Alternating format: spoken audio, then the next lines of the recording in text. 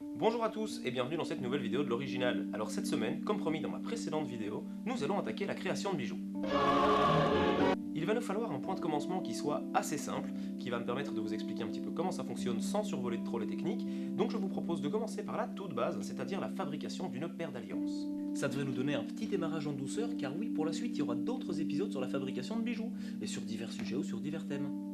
Ceci dit, vous allez voir que malgré que les alliances soient logiquement relativement faciles à travailler, on va quand même rencontrer 2-3 petits problèmes et on va devoir se servir d'un panel d'outillage assez large. Allez, c'est parti!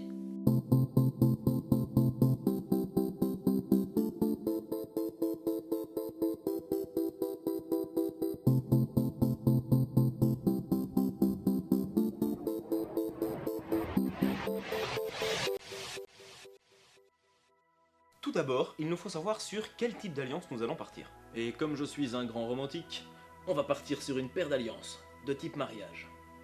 Le grand classique des alliances est un anneau simple de profil demi-rond qu'on appelle aussi l'alliance demi-jonc. Il va d'abord nous falloir établir les dimensions qu'on désire pour cette alliance et également mesurer la taille du doigt à l'aide d'un baguier.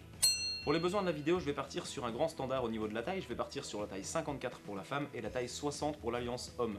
Ces tailles définissent en fait en millimètres la circonférence intérieure de l'anneau ou la circonférence extérieure du doigt, c'est la même chose.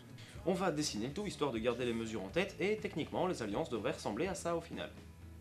Et maintenant on va partir à l'attaque du métal qu'il nous faut pour réaliser cette paire d'alliances. Pour les besoins de la vidéo, nous allons partir sur de l'argent 925, aussi appelé argent sterling, soit de l'argent titré à 92,5% et complété à 7,5% par du cuivre.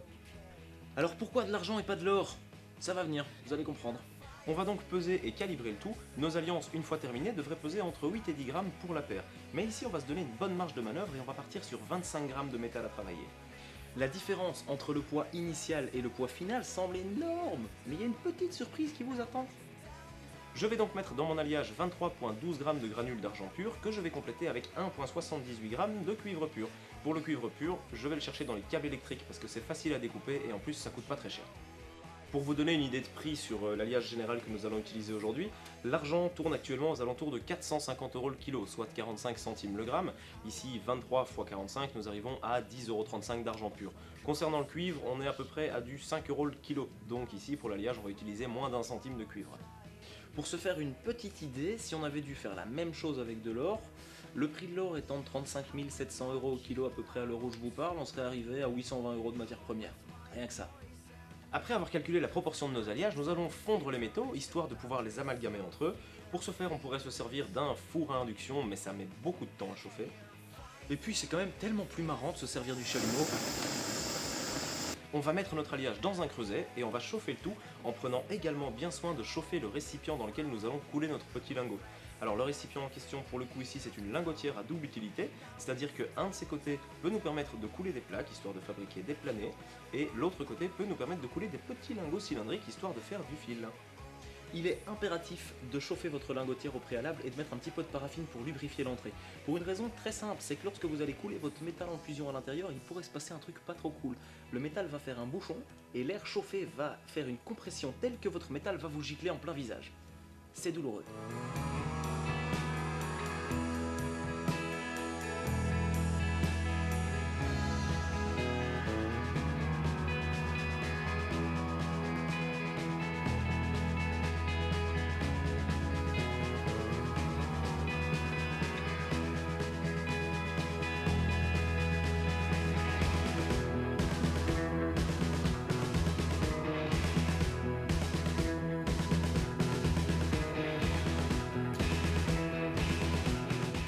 Une fois les lingots coulés, on va ouvrir notre lingotière afin de vérifier que ceux-ci sont bien formés, qu'il n'y a pas de petites bulles ou de petites impuretés. Une fois qu'on les a sortis de la lingotière, il faudra les laisser refroidir doucement et surtout éviter de les refroidir brutalement dans l'eau, car ça risquerait de figer les molécules, de rendre le métal non seulement plus dur à travailler, mais de le rendre également beaucoup plus cassant.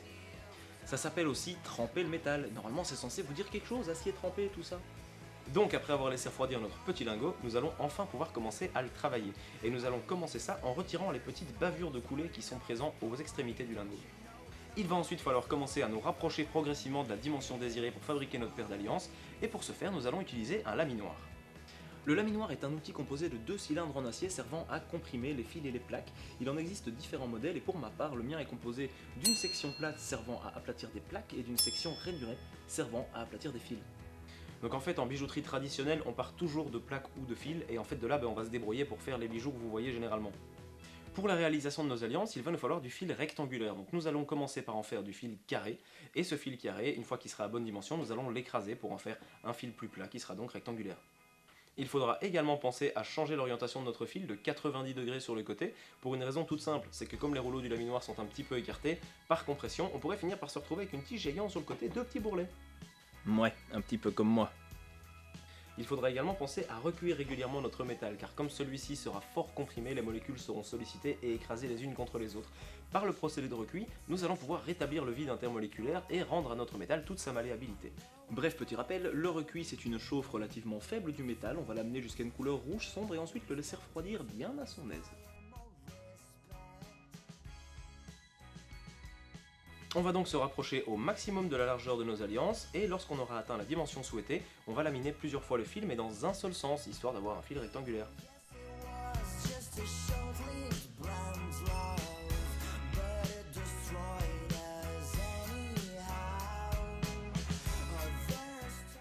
Nous avons ici une tige rectangulaire assez proche de la dimension de nos alliances, mais toujours un petit peu au-dessus, et on va se servir de ce petit surplus pour faire la finition de nos alliances, en évitant que celle-ci soit en dessous des dimensions souhaitées. Nous allons maintenant découper les sections de fil nous servant à fabriquer nos alliances. Nous allons pour ce faire reprendre les dimensions prises au préalable avec le baguier, et nous allons y ajouter 2 fois l'épaisseur de l'anneau. Parce que si on réfléchit bien et qu'on n'y ajoute pas ce petit détail, en fait on va prendre le diamètre extérieur de l'anneau, et donc on va se retrouver avec des anneaux plus petits que prévu. Nous allons ensuite cambrer nos bagues, et ceci à l'aide d'une pince à corps. C'est une pince un petit peu spéciale, qui a la particularité d'avoir un bec rond et un bec plat, ce qui nous sert en fait à courber nos anneaux sans faire de coups à l'intérieur.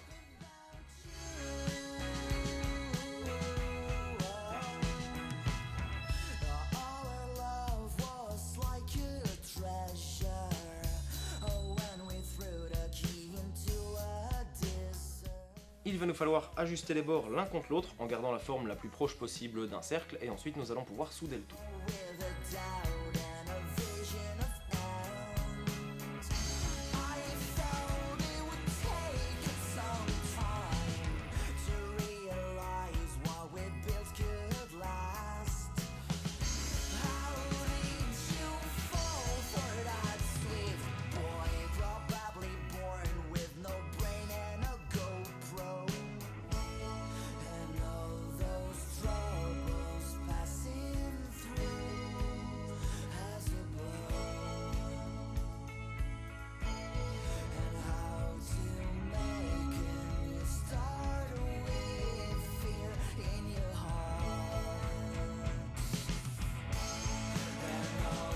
Une fois nos anneaux soudés, nous allons les enfiler sur un triboulet de forge, et nous allons nous servir d'un maillet en buis pour donner des petits coups dessus et leur donner la forme la plus ronde possible.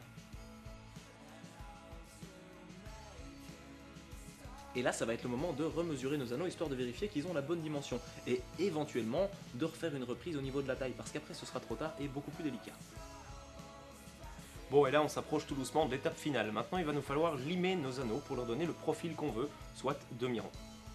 Pour le coup, j'aurais plus facile de faire des anneaux avec un profil rectangle, mais bon. Le limage est probablement l'étape qui va nous prendre le plus de temps, car on est obligé de travailler à l'œil et on ne peut pas se permettre d'avoir des sections d'anneaux un peu difformes du reste, il nous faut une forme homogène.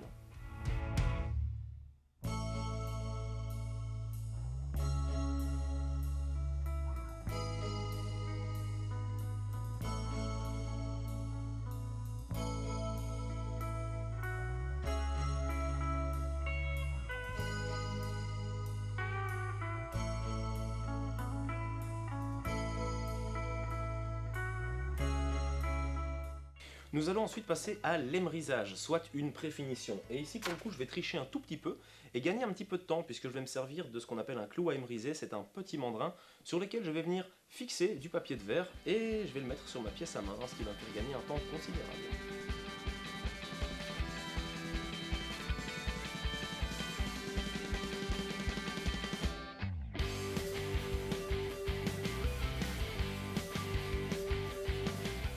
On va progressivement diminuer l'agressivité du papier en changeant celui-ci.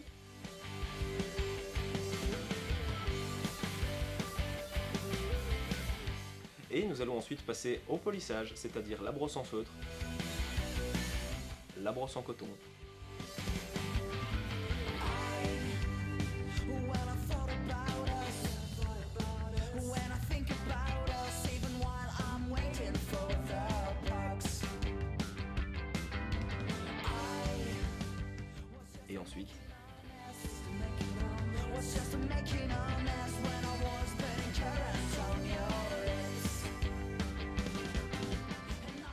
Et nous voilà avec notre paire d'alliances flambant neuve. Alors pour rappel, on est parti des granules de métal, pour en arriver là, il y en a eu à peu près pour 8 heures de travail. Et du coup, j'ai de la matière en plus, et je me suis dit que ce serait peut-être sympa de vous en faire profiter. Je vous lance donc un mini concours.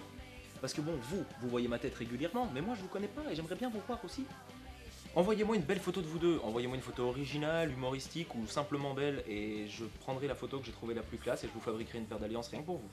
Ouais, parce que du coup, si vous êtes célibataire, je trouve pas ça super utile de vous offrir une paire d'alliances. Mais bon, vous inquiétez pas, il y aura d'autres trucs plus tard. Vous pouvez également me dire pourquoi est-ce que vous avez envie de ces bagues, ça après c'est vous que ça regarde. J'essayerai de lancer régulièrement ce genre de petits concours, j'en ai déjà fait et j'en ferai encore. Pour l'envoi des photos, c'est Facebook ou Twitter, pas Snapchat, parce que je suis tellement un manche avec ce truc que je suis sûr que je vais les paumer à tous les coups. Concernant la prochaine vidéo, je reviendrai un petit peu plus sur les pierres en répondant à l'une de vos questions, ça devrait sortir d'ici une quinzaine de jours. Concernant la suite, je serai présent au mois de juillet à Montbazon pour la convention de Nota Bene les 23 et 24. Je serai également présent à la Retromia qui aura lieu le 1er et 2 octobre à Namur en Belgique. D'ici à là, prenez soin de vous, je vous embrasse, ciao.